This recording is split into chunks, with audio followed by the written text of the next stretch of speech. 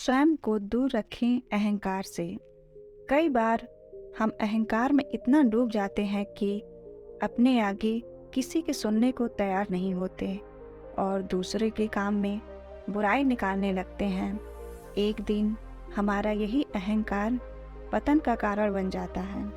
हमें इस बात का ध्यान रखना चाहिए कि हमारा आत्मसम्मान किसी को आहत तो नहीं कर रहा। अगर ऐसा है तो हो सकता है कि हम अहंकार को आत्मसम्मान समझने की भूल कर रहे हों। हम अहंकार में पड़कर अपने बड़ों का सम्मान करना भूल जाते हैं। जब वही व्यक्ति हमसे इसी तरह पेश आता है तो हमें बुरा लगता है। अहंकार कभी इंसान को अच्छा नहीं बनने देता।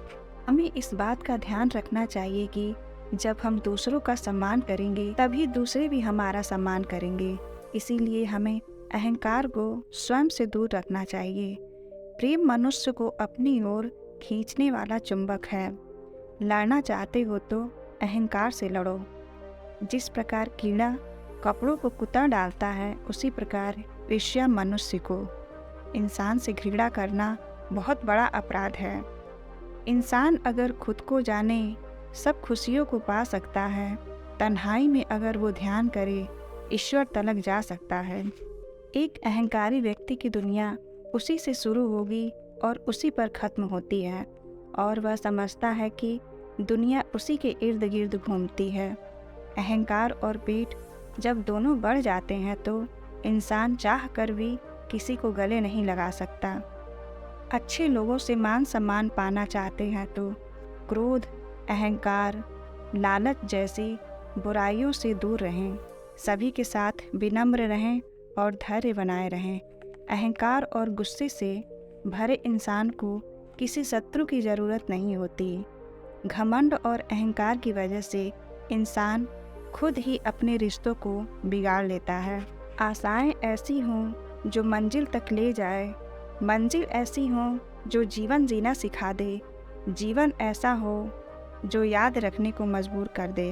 क्षमा कितनी खुशनसीब है जिसे पाकर लोग अपने को याद करते हैं, लेकिन अहंकार कितना बदनसीब है जिसे पाकर लोग अक्सर अपने को ही भूल जाते हैं।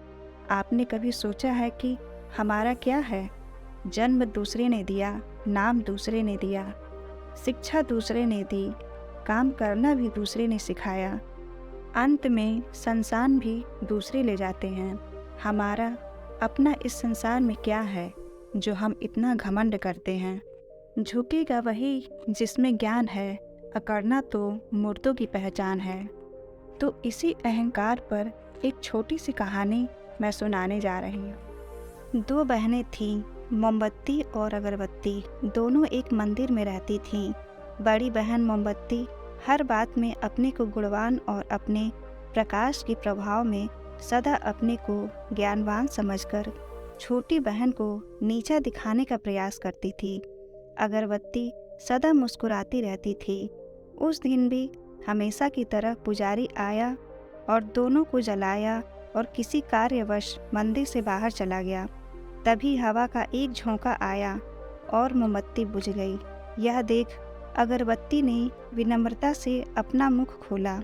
बहन, हवा के एक हल्के झोंके ने तुम्हारी प्रकाश को समेट दिया, परंतु इस हवा के झोंके ने मेरी सुगंध को और भी चारों तरफ बिखेर दिया। यह सुनकर मोमबत्ती अपने अहंकार पर बहुत शर्मिंदा हुई। अगर आपको मेरी यह छोटी सी कहानी पसंद आए तो इस वीडियो को लाइक और चैनल को सब्सक्राइब ज़रूर करें।